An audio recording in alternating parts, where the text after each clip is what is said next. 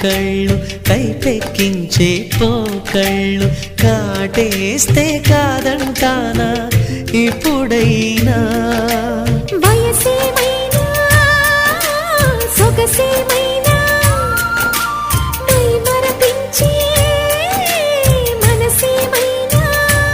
నవ్వు నవరాత్రి నీ కోసం తీసుకువస్తున్నా మైనా ఏమైనావే మన్మథ మాసం అయినా ఎంతైనా ఇది మెత్తని మోసం